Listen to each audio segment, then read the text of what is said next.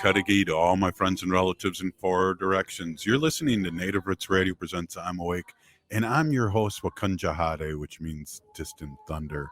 My colonized name is Robert Pilot, and we discuss local and national Native news and events. And as you know, Haley, Native issues are human issues, and human issues are Native issues. You are right, Dega. This portion of this show is supported by the Minnesota Historical Society Press and All My Relations Arts, presenting a book reading and signing of To Banish Forever, A Secret Society, the Ho-Chunk and Ethnic Cleansing in Minnesota, written by Kathy Coates. Yes, we're excited, and we'll be doing a live show there at All My Relations Arts. So I'm super excited, and Haley's not as excited because she has to do all the work, but Oh, oh, oh. oh, you're kind of excited though. I'm very excited. Cool. We'll be there this Wednesday, this coming Wednesday. So just to give everyone just kind of a quick little overview of the book, in 1863, after the end of the U.S.-Dakota War, a group of white men in the Mankato, Minnesota, formed a secret society pledging to expel the Ho-Chunk people from the nearby Blue Earth Reservation, with the goal of claiming for themselves some of the richest farmland in the world. And that's kind of who the players are. And Kathy Coates is the author, and she's been on the show a few times, and she'll be on next Tuesday. And one of the things that I think is really interesting about this is not only the secret society, but the names of the people. She names who is, and a lot of them are familiar Minnesota names that have a long history here. So it's interesting to see the skeletons and things like that, and who is proud to get the Ho-Chunk out of Minnesota. Uh, and, basically they moved us out, and settlers were right there ready with the crops already in the ground to take over the land. And it's part of our history, and it's also part of Minnesota history. So it's really exciting to talk about and listen to the book To Banish Forever, Secret Society, the Ho-Chunk and the Ethnic Cleansing in Minnesota, and Kathy is a researcher, and this is all research. This is not opinionated book, Haley, that could be construed in a couple different ways. This is all the facts and our history. And history a lot of Ho-Chunk do know in Winnebago here that live in Minnesota. But I feel like it's really a good time that this book is coming out because of, I believe, like, people that maybe younger than 40 don't know the history and don't know that Ho-Chunk, this is our land too. And Absolutely. and I know too, Haley, that like the University of Minnesota and the Minnesota Historical Society do mention Ho-Chunk in their land acknowledgement, and that's really progress for us to hear. Yeah, that's huge. And, I'm excited. We're a big Pinagigi. Thank you so much to the Minnesota Historical Society for helping, Kathy and everyone who contributed to getting these facts out and getting our Ho-Chunk story out there and from our ancestors. And, it's just, as someone who is a descendant of Ho-Chunk and Winnebago, I always knew that our immediate family has resided here in Minnesota for the past few generations. And I know we have relatives. Great grandma is buried down, I believe, just south of Blue Earth and near the Albert Lee area. And so it means a lot to us to be recognized here and have our truth told and just be acknowledged. It's a very big deal. Yeah, it is. And again, I think it can be used as a revitalization of us Ho-Chunk, because I remember being at the Mankato powwow, and they were talking about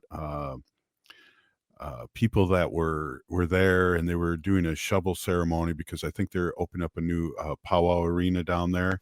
And I just kind of said, well, what about Ho-Chunks to the master of ceremony? And he said, absolutely. Why don't you get in there? So I got in there with a shovel and a hard hat and looking dope, I'm sure, and got some dirt. So, if we're not speaking, Ho-Chunk, Ho-Chungala means people of the sacred voice, and that's who we are. And it's also been kind of defined as the big voice. So we speak up for ourselves, and we appreciate our allies out there that are speaking on our behalf. And also with this book specifically, Haley, people vetted this out, and I know Professor Amy Lone Tree had a lot to do with it, and um, she's she vetted it out, so it's not so much a white history about Ho Chunk, but a Ho Chunk history, and we really appreciate it. And she's going to be in town too, and I just want to read the back of the book here, which she put. Professor Lone Tree put. The Banish Forever is a powerful, written, and compelling history of the Ho Chunk Nation in Minnesota and the colonial forces seeking their removal from the state in the 19th century. It is pervasively argued, engagingly written, well researched, and urgently needed. It will also make a lasting contribution to many areas of scholarship. This book needs to be in the hands of people all across Minnesota and beyond. So that's a great, a little back of the sleeve written endorsement of the book. Yeah, I'm so excited to read this and just learn more about our family's history and our ancestors. So, allies, our friends and relatives, our neighbors, please come join us at All My Relations Art Gallery, 1414 East Franklin Avenue this coming Wednesday, January 17th. From 5:30 to 7, we'll be Native Roots Radio will be doing a live first half broadcasted show out there, and then there'll be book signing as well and a chance to purchase the book. Well, and not only that, I'll be speaking, Amy Lone Tree will be speaking, and Kathy Coates will do a reading and have a question and answer. So Mm-hmm. Good that's time. that's going to be a good time. So come on out there. It's free, and unless you want to purchase the book, and I'll be wearing some sort of ribbon shirt or something, and Haley will have a ribbon skirt on, and we'll be chilling like villains here at this opening, this book opening. Yeah, as we Is that what always it's do. called? Is that what it's called? The book opening? No, that's book reading, book sale. But yeah, we're excited as Ho Chunks to have this history brought up again, and a whole book written about the removal of us, and that this has been our lands before there were borders, and so we're really excited to be acknowledged and talked about in a good way. And I hope everyone can make it. Yeah, we look forward to seeing you there. I know a couple more things going on this weekend before the next coming week. For our relatives and friends up near the Duluth area, there is the Gitche Manitou Geezee's Great Spirit Moon Powwow happening this Friday, January 12th, and Saturday, January 13th. Friday, 7 to 8:30, and Saturday, 10 a.m. registration, 1 to 7, grand entry, 5 p.m. a feast. And this is taking place at the Black Bear Casino Resort, the Otter Creek Event Center. Wow. Anything else going on? We got like a minute to kill before we get State Senator Mary Kunesh on. Absolutely. So going into the arts too, we got the last weekend to go see the In My Hands exhibit out at the Minneapolis Institute of Art, as well as the closing reception of the current exhibit, Abijiwan Ekiyut Yanale at All My Relations Arts. The closing reception for that exhibit at AMRA is happening this Saturday from 12 to 2, again at 1414 East Franklin Avenue, Minneapolis. Wow, that's exciting. Hey, we got a minute left here. Why don't we end this with a little harmony here? And, we'll be right back. This is Native Roots Radio presents I'm Awake, in our Friday edition. Up next, State Senator Mary Kunesh.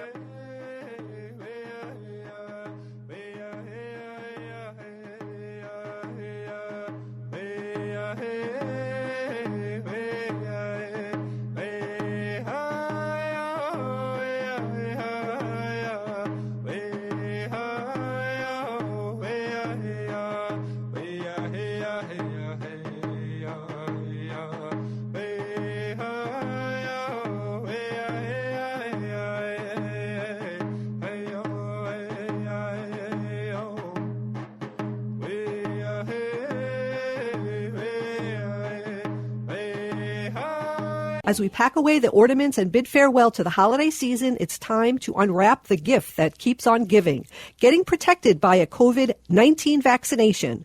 This is your chance to make a difference, especially as our Native communities face higher COVID numbers. Those higher numbers underscore the need for collective action. So answer the call and get vaccinated.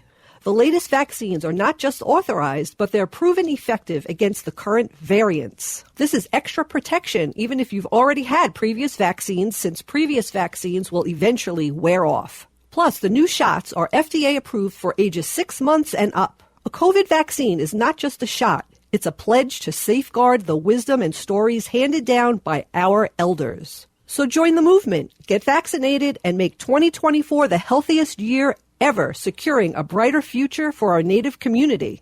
For more information, including details about clinics offering free vaccines, visit vaccines.gov. Hi, I'm Claudia with MinSure, Minnesota's official health insurance marketplace. With MinSure, you can compare health plans from multiple companies and get free help from a trusted expert. Whatever health plan you choose with MinSure, it's guaranteed to cover essential benefits, so you can get the care you need. See if you qualify for discounts, available only through MinSure. If you need quality, comprehensive health insurance, get started now at minsure.org.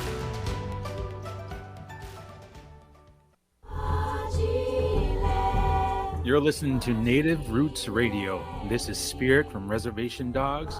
Get up and listen.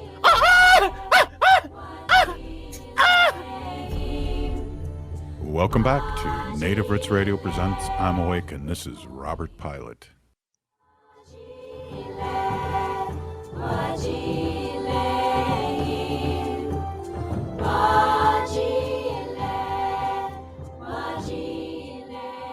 Hey, welcome back to Native Roots Radio presents I'm Awake, and I'm your host, Robert Pilot.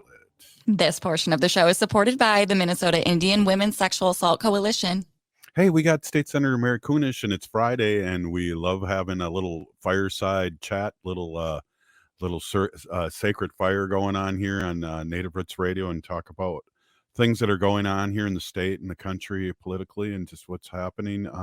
Welcome, as always, State Senator Mary Kunesh of Minnesota. I'm Kate Tawash Day, everybody. Thank you. I'm happy to be here with you, Haley and Robert, on really a beautiful Friday in Minnesota. We're just all waiting for that snow to finally get here. My goodness. Yeah, I guess it's hitting big in Wisconsin. So, we're protected by some outside force, and they're getting hit with snow, and I guess we'll get a little, but thanks for joining us. And it's always fun to wrap up the Friday with you, talk about a lot of positive things and, what's happened in local government here in the state of Minnesota that, we're just really happy and proud that you represent us and that we are a blue state. So I just want to say a big Pinagigi. Yeah, you are very welcome. And I thank my lucky stars quite often that I'm able to be a legislator in this state that recognizes the human rights of people, the reproductive rights, the educational rights, the general, human rights that go along with being a good citizen in Minnesota. And I'm just glad that I'm able to contribute to that and to really promote the good work that we're all doing. Yeah, it's interesting. I remember you've been on the show a very long time, and as a matter of fact, State Senator, we just celebrated 7 years being on the air in January, the beginning of January, the first Saturday. And you remember we were on Saturdays for so long. Yeah, I do remember that. And sometimes on Sundays, like for hours, we would just, Yeah. people would just, cycle in and say their piece, and then somebody would leave and somebody else. Yeah.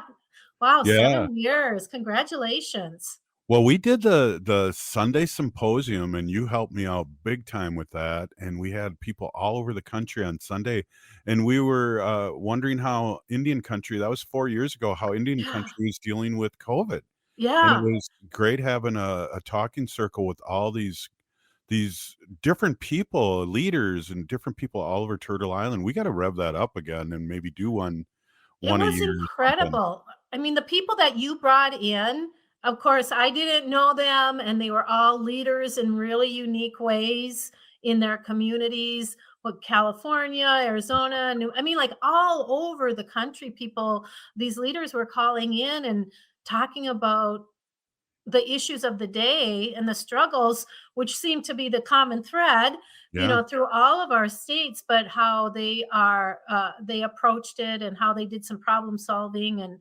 yeah, I found it fascinating. Well, I learned something and was that Navajo Nation does not have running water. And that freaked us out because we all didn't that was before we had any kind of vaccine or anything. And we had one Navajo doctor on, and we all did this. If we were out in the public, we'd take our clothes off and shower them at the door. So we didn't know how people were getting infected. It was crazy the beginning of COVID. And that was the first time I ever heard, because we had a doctor from Navajo Nation, only Native woman doctor there, and she was working 24 hours a day, that they had no running water. Right. Yeah. It Yeah. boggles our mind, doesn't it? Yeah. But I And remember growing up here in Minnesota, my dad taking us up to the different, reservations up in northern Minnesota, the Anishinaabe, Ojibwe, um, and he did some pro bono work for them. He was a lawyer, and there were a lot of communities that didn't have running water, and so that's, like in the last 50, even 50 years ago, 60 right. years ago here in Minnesota. And when you think about, like, for example, the Mille Lacs tribe of Ojibwe, w- really and truly, until they got their casino and were able to start generating dollars that they reinvested and folded back into the community infrastructure, their water system was terrible, and the county was not interested in supporting them or bringing good, clean, clear water, drinkable water to them. And when they finally built their own water system, I believe they went to the city or to the county and said, "Hey, we're going to be putting this in. If you want to partner with us, we're happy to partner with you and make it, expand it for everybody." And they turned the tribe down. Oh, S- jeez. Yeah, yeah. So, I mean, we shouldn't be shocked that in this day and age, there still are communities that don't have that kind of running water, but it is really a sad state of being if that's the case here in the United States of America, um, that that's happening. I Yeah. understand, the remote locations that people live, especially in Navajo country, but Mhm. nonetheless, let's make a real concerted effort. Yeah, and just to back up what we were saying too about how great it is to live in Minnesota. When you were state representative, it wasn't all peaches and cream. We had like a separated Republican Democrat House and governor and all that, and now we have the trifecta. But you've gone through some pain dealing with. I don't know, bills not being able to be passed for, the Republicans aren't for anything, they're just against things, and so I just commend you for, sticking it out. Really. Mm. Yeah, there's a lot of education to be done, and if it's one thing that I and our House members are doing, we're doing a lot of educating, and not just Mhm. of the legislature, but of the general public. And I think it's making a big positive effect here in Minnesota. Absolutely, and we talk about this too, that, other states are looking at what we're doing. I should say what you are doing, but, that is just a great feeling. People are watching what we're doing. People are moving here. Um, it's just I feel really happy, and I just, when I do feel blue about what's happening maybe nationally, I look at our state as a beacon of hope. Hey, one of the things too that Haley and I were talking about before we, got on was, is the state parks, Haley, and, we have, the bill writer here, it's exciting. Wanna just, give a quick blurb on that, Haley? Yeah, well, thank you, Mary, one, for working on that. I know myself, I enjoy all of our state parks and our county parks even, but I just saw something. So Upper Sioux Agency State Park near Granite Falls is being returned to the Upper Sioux community due to the land's historic and cultural importance to the tribe. Which is huge. I think this is just something that kind of whether you're res native or urban native, we all kind of advocate for land back. And it's not, just because we want it back. And it means and holds so much importance to us. So that's huge. And I just want to remind everyone too that the state has free state park days this year, and one coming up this Monday, January 15th, and then also April 27th, June 8th, and November 29th. Yeah. Yeah, Minnesota again is blessed with some really fabulous, wonderful state parks, but this Upper Sioux Agency State Park is one that is very unique. The fact that it's not a large park, it's about, I think, 1,200 or so acres. And it's actually a beautiful piece of land. I'm not going to lie. I was just over that way and by the park about 2 weeks ago. But it's been a state park for a while, and there are trails on there. You could go horseback riding, hiking, snowmobiling, all of that kind of stuff. But what's important and why it was returned to the Upper Sioux community. And I'll say that Chair Jensvold of the Upper Sioux was very instrumental in this, because he had been fighting for almost 2 decades to get this back to the Upper Sioux community. He was determined, and he did not give up for a moment. But this, after the Treaty of Traverse des Sioux of 1851, that treaty moved the Dakota natives from Iowa and Minnesota to a reservation that was just 20 miles long along the side of the Mississippi River Valley here in Minnesota. And that's when the Yellow Medicine Agency was established to administer the terms of that treaty. But then come 1862, and that agency was destroyed in the U.S. Dakota War. And the land was, that land is the site of starvation and death of the Dakota people. And that was the consequence of the U.S. government intentionally failing to provide food and promised supplies. Yeah. And so, do we need to stop? Yes, that we can take a break. That's okay. Cool. Right on. Oh, Mary's getting it. She's been on the show 6 years, and now she's hearing the music now. All right. Hey, we'll be right back. This is Native Roots Radio presents I'm Awake, and we're here with State Senator of the great state of Minnesota, Mary Kunesh. We'll be right back.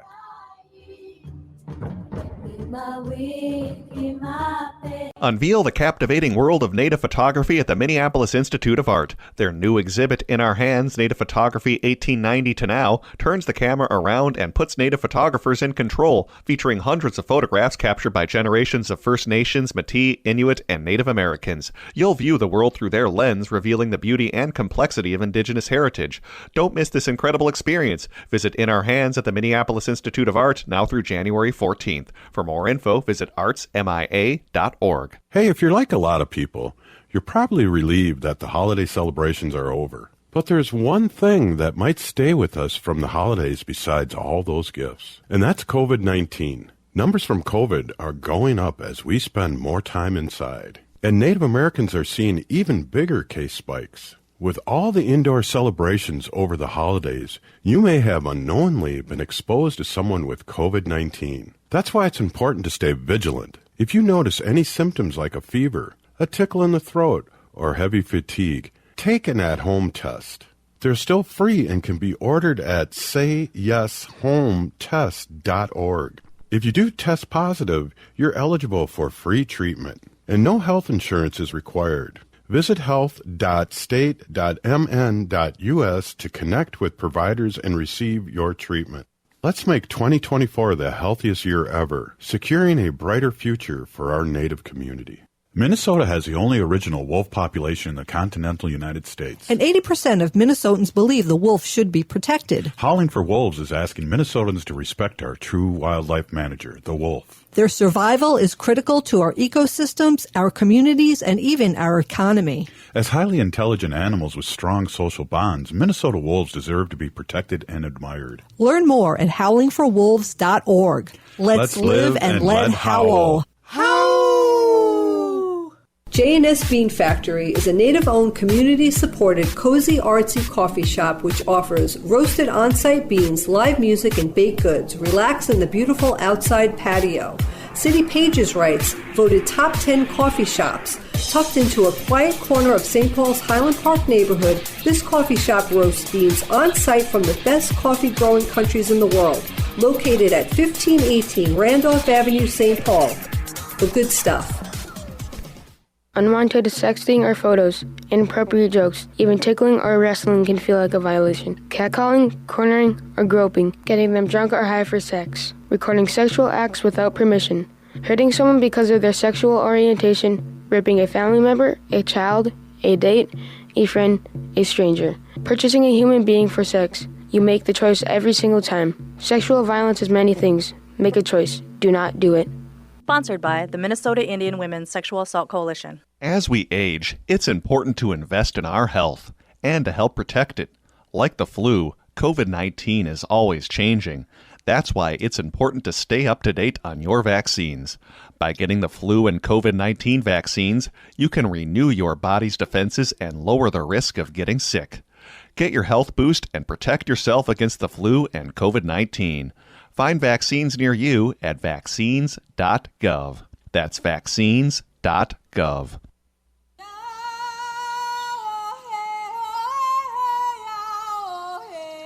This is Leonard Peltier.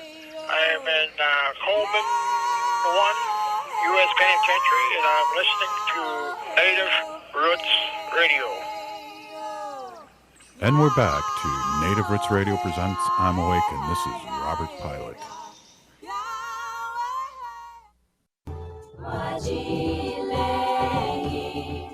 Hey, welcome back to Native Roots Radio presents I'm Awake, and I'm your host, Wakanja Hade. This portion of the show is supported by J.S. Bean Factory off Randolph Avenue in St. Paul. Only the good stuff keeps us awake. And I am awake, and this is Native Roots Radio. Hey, Haley, what time of the year is this? And it's almost winding down. It's not only the beginning of women's hockey, but can you guess what other time it is? It is time to make sure you have your health insurance in check. We're in 2024 now. So, and we know that health insurance is essential for everyone in the state. That's why MNsure was created, to assist you in finding the right plan. Right. The people at MNsure help you find the right plan for you, regardless of your income. So find an affordable, healthy plan today at MNsure.org. And it's such a cool name, too. I was in New York, and they call it New Yorkshire, and Wisconsin calls it Y-Sure, but MNsure's got a good name to it. Did I just go on a tangent? I think so. Hey, we're here with State Senator Mary Kunesh, and we were kind of talking about last segment. I wanted her to finish her thought out, but we're talking about land back. Yeah. Yeah, it's a movement, let's call it what it is. But again, this we were talking about the return of almost 1,300 acres of land to the Upper Sioux community that had been a federal site of distribution of food and supplies that had been that had been promised to the tribes when they were displaced, and because they would not distribute those supplies and the food, and our Dakota ancestors were starving and freezing. Remember, this was really happened in November and the end of November, December, early December. So it's freezing cold. And it was the site of the U.S. Dakota War that eventually resulted in the 38+2 of our ancestors being hung. So long story short, Chair Jensvold has been working very hard to advocate for these sacred lands. This is a site of skirmishes, of deaths, of burial, and sacred grounds to the Dakota that had lived there for generations upon generations. Hmm. And it was just right that that land would go back. I mean, I can't imagine any of us deciding to take a strip of land that was a cemetery, Right. with anybody living, having been buried there, and turning it into a recreation center. And so those lands went back to the tribe, Mm. and the DNR is now responsible for creating or using the dollars or the allotment that they receive from that park or for that park, in some kind of recreational place down in that area. Hmm. It was not without controversy, let me tell you. Yeah. But at the end of the day, we did persevere, and we did get those really sacred lands back to the tribe that really fought hard to get that. Right. Well, we had a show yesterday, State Senator, that had many politicians on, the lieutenant governors of Minnesota and Wisconsin, and the governor of Wisconsin, and each of them talked about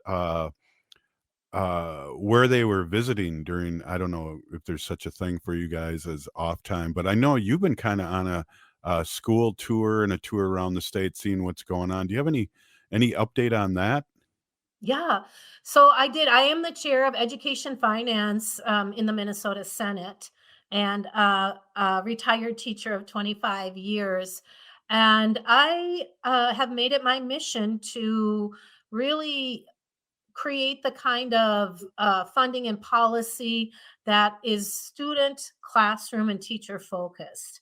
And so my partner, Senator Swadzinski, and I and our team traveled around Minnesota this summer visiting schools and libraries, because libraries are under my purview. And as a library media specialist, I really wanted to see all these different libraries, Cool. because we wanted to make sure that the work that we're doing and the policies that we're putting in place and the funding that we're sending to the schools are being used in the best way Right. possible. And it turned out that I was just down, actually drove by the Upper Sioux Park, which is now closed, and it was closed for a while now because one of the problems was it was in such a bad shape of deterioration. But one of the roads, the main roads in front of the entrance, half of it was washed out into the gully because of flooding down there. Wow. And I shouldn't have, but I did. I did drive around the roadblocks because I wanted to Yeah. see. Ooh. And it's beautiful country down there. And I was down there to pick up a most beautiful pair of moccasins that had been beaded for me Wow. by Walter LeBlanc, and I had a lovely visit with him. And someday I'll rock my mocks with you, and they're Yeah. it's incredible, incredible. So I say Wopi Latanka to Walter for his good work, his beautiful work, and his craftsmanship. Yeah, that's awesome. So Yeah. how many schools do you think you've because what were the numbers yesterday? And it wasn't schools, but I mean, like, I think the lieutenant governor said that they made every county, like 82 Yep. counties or something like that. And even the lieutenant governor of Wisconsin mentioned that there was 72 or something like that. It was just like, and I thought of you right away because I know you've been traveling all around. Yeah. It's like, wow. We've probably hit close to 30 schools Yeah. throughout the state.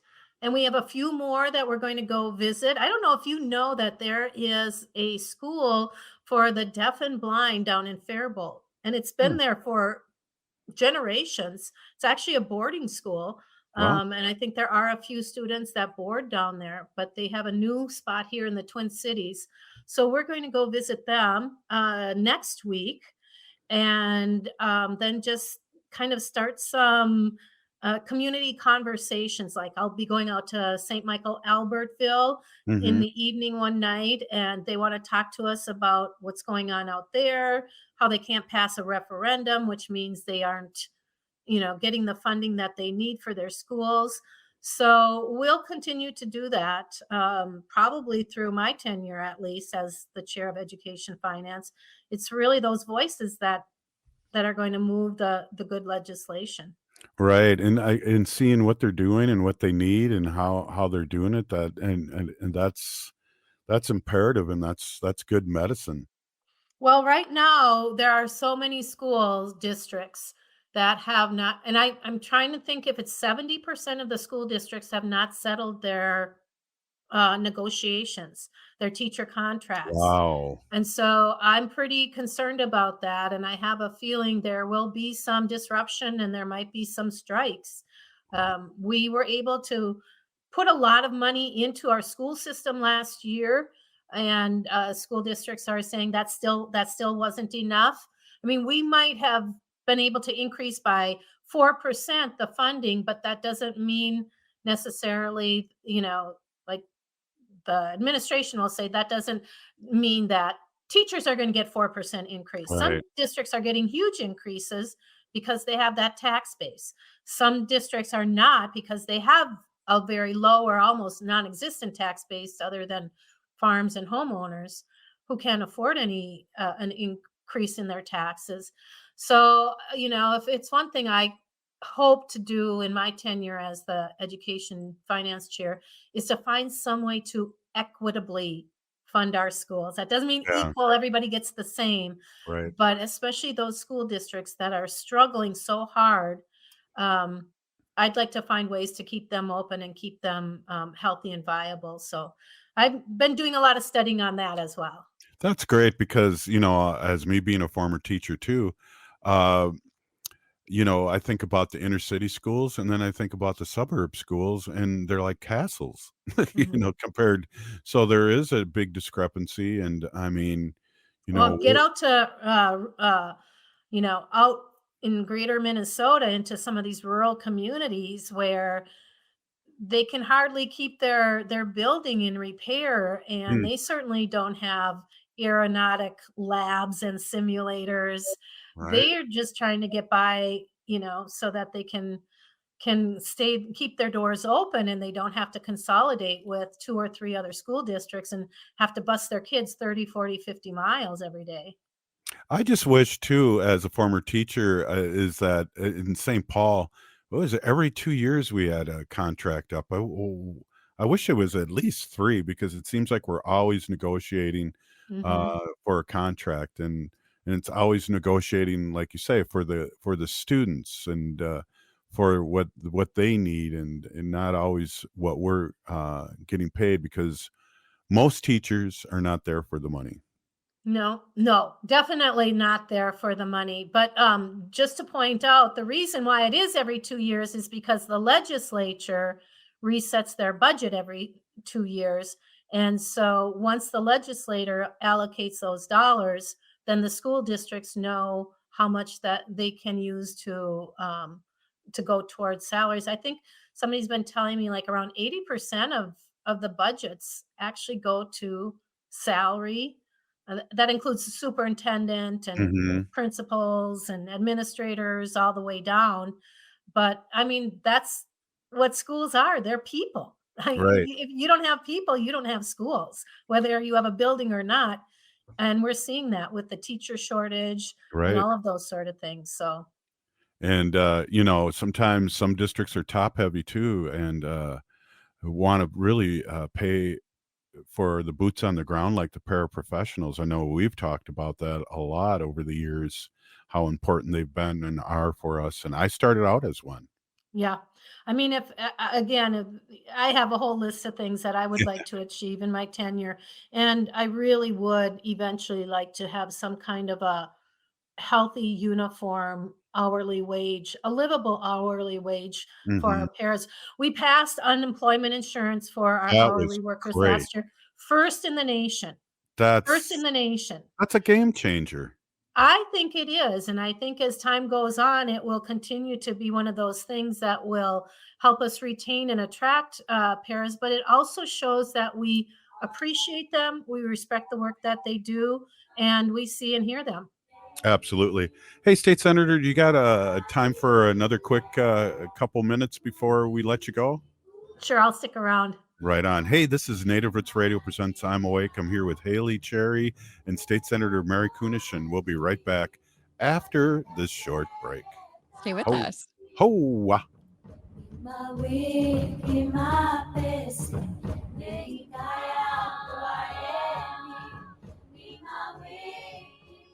Become a teacher and ignite change. Join the St. Paul Urban Residency Program to become a teacher in just 15 months. You can earn your master's degree and teaching license from the University of St. Thomas while earning a $30,000 stipend, single health care, and dental benefits. As an added bonus, next year's cohort, all residents will receive $20,000 towards their tuition. Apply now. Applications due February 28, 2024. Visit spps.org/SUTR. J&S Bean Factory is a native-owned, community-supported, cozy, artsy coffee shop which offers roasted on-site beans, live music, and baked goods. Relax in the beautiful outside patio. City Pages writes, voted top 10 coffee shops. Tucked into a quiet corner of St. Paul's Highland Park neighborhood, this coffee shop roasts beans on-site from the best coffee-growing countries in the world. Located at 1518 Randolph Avenue, St. Paul. The good stuff. Hi, I'm Claudia with MinSure, Minnesota's official health insurance marketplace. With MinSure, you can compare health plans from multiple companies and get free help from a trusted expert. Whatever health plan you choose with MinSure, it's guaranteed to cover essential benefits, so you can get the care you need. See if you qualify for discounts, available only through MinSure. If you need quality, comprehensive health insurance, get started now at minsure.org. The city of Minneapolis is now on Native Roots Radio with Minneapolis AIR. AIR stands for American Indian Relations. Host Christine McDonald talks to people about important things affecting the city's Native communities. Minneapolis AIR dives into topics like public safety, public health, elections, and so much more. Tune in to Minneapolis AIR on Native Roots Radio from 5 to 6 p.m. on the second Wednesday of every month, right here on AM 950. Anine, I'm Lieutenant Governor Peggy Flanagan, and you are listening to Native Roots Radio. Welcome back to Native Roots Radio presents I'm Awake, and this is Robert Pilot.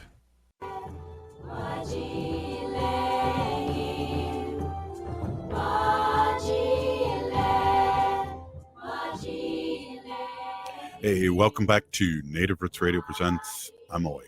This portion of the show is supported by Howling for Wolves, protecting wolves for future generations. How? That was a good one. Hey, we're back with State Senator Mary Kunesh, and her little grandbabies haven't woken up yet, so we're privileged to have her on for another segment here to end the show. So, in regards to what Wendy always, when she sits across me, she always sends me a note. Ask them to talk about what they want to talk about. And this is your opportunity. In remembrance of Wendy in our animal section, what would you like to talk about here, State Senator, before we let you go? Well, I'll update you on what we've been working on for MIFPA, the Minnesota Indian Family Preservation Act.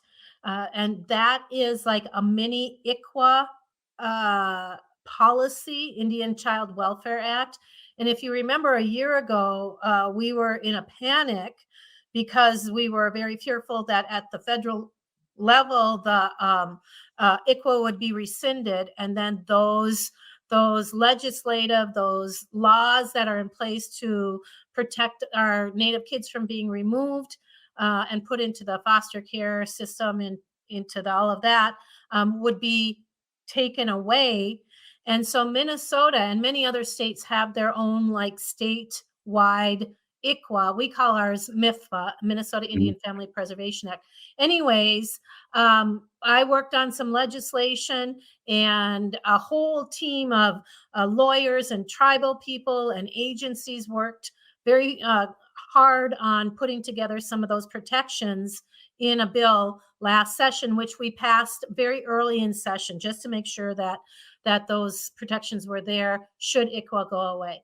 ICWA did not go away, but as we were working on the already established MIFPA, there were things that needed to be updated. There were some corrections that needed to be made. So once again, this incredible team led by Rebecca McConkey Green and a number of other incredible lawyers and agency people and tribal folks. Anyways, they worked all summer long on the updates, and we did get those updates, and we'll get that going right away in this legislative session that begins February 12th.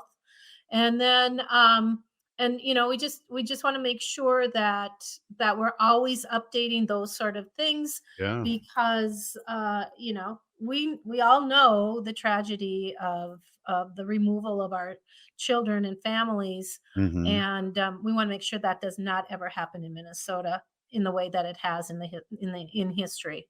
Here, here. Great news. One thing we talked a little bit about before coming on the air was the flag that I'm so proud of we're having, and now I'm hearing Haley. Do you got something that we can a little article we can comment on? I'm just in shock here about this whole I situation. know. I know. And unfortunately, we do have to have people where stories like this do come out. So this is actually coming from NPR News. This was posted this past Wednesday. Coils Flags and Flagpoles in St. Cloud, Minnesota sells all things flag related, such as U.S. flags, military and veteran flags, police and fire department flags. But the item that the store owner, Tim Coyle, said he can't keep in stock is the current Minnesota state flag. This quotation says, "I've had people tell me they're buying them and they're buying them in stock because they're going to fly the current flag as long as they can." Coyle said that they don't even want to fly the new one. So a little chat between Haley and I, and I'm not putting words in your mouth, State Senator, but it's almost going by the Confederate flag down south. It sounds like. I mean, that kind of attitude. My goodness. Yeah, there are plenty of Minnesotans, and I would say those that are of the conservative, ultra conservative being, that are not willing and not have not accepted the fact that the process that we went through to create a new Minnesota flag, because of the offensive nature of the one that we had, they're not going to accept it. I fully expect Republicans to bring legislation to either halt the new flag, to go back and redo the whole flag process. We hear all kinds of reasons that we should not accept and start flying the new Minnesota flag, which I'm not surprised, but I just wish that people would stop and think about, the reasons that they're doing this. And when they say, I liked the old flag. And for a long time, when people would say that, I'd say, well, what did you like about that flag? What, can you describe the flag to me? Right. And they couldn't even do that because they didn't understand the significance of that flag. There are communities and police departments and organizations that say, oh, it's going to cost us so much money to switch over to a new flag. Oh my. But the fact of the matter is that we did have a public, transparent process. There was opportunity for submissions, and I think we had a well-rounded group of people on the commission that really did listen and learn and make good decisions. Not everybody agreed to everything, but yeah, it's just really kind of disheartening that we have those that are using this as a political tool to be obtuse and contradictory. Yeah. Geez, it's always the farther you get away from the tall buildings, the more conservative people are. So I'm sure we'll be seeing some blue flags that probably people never were even had the Minnesota state flag out before. Right. Now putting it out there and trying to make a idiotic point of some sort. But yeah, that's they don't have the votes for that. I mean, they can bring it up as much as they want, right? Yeah, they are not in the majority. In the Senate, we have just a one-person majority. So if they were able to convince one of our Democrats to go, contradictory to the flag, that could happen. Let's hope that doesn't happen. But all in all, it's a lesson to be learned. I think it was Utah that just got a new flag, and they, down there was a group of people that brought a lawsuit. So I guess I'm not surprised. If our Republicans had been willing to acknowledge and accept it, then I would have been surprised. But this does not surprise me. But it just adds to the extra work that we all have to do. Yeah, and we should be working on homelessness and helping people. Instead, we're talking about flags and how, again, it's the Republicans aren't for anything; they're against Mhm. stuff. What Yeah. it's just, I'm kind of like shell shocked to hear this because I thought the process was the process. This was good change. Um, Change is always good, but you're always going to have people fighting for change. And it sounds like the Republican Party really fights for change, especially when it comes with racist things. They want to keep their so-called history of racism intact, and that's what that flag reminds me of, and the poem that goes along with it. Yeah. 100%. You're right. Yep. I've never seen anyone flying the old Minnesota state flag ever outside of their house or on a flagpole. So it is really surprising to hear this. But what do you expect? Yeah. Well, let's leave on a good note here. We got a minute left. State Senator, we just like we talked about a little earlier, we're just really so happy that you're part of the Native Roots radio family and heard around all of the country. And this is our 7th year on the air, which is surprising for me. I thought it was longer, and then some days I think it's shorter. But I just want to say thank you so much for spending time with us each week for all these years with us. My pleasure. My pleasure. I learn something new every time I'm on the show, and it's really a delight to hang out with you guys. Right on. And we'll see you next week. And this is thanks again for coming on. Sounds good. Have All a right. good weekend, everybody. Wopila. Right on. Hey, if you're listening to the show, you're part of the resistance. We're still here. We are the 7th generation. And free Leonard Peltier now.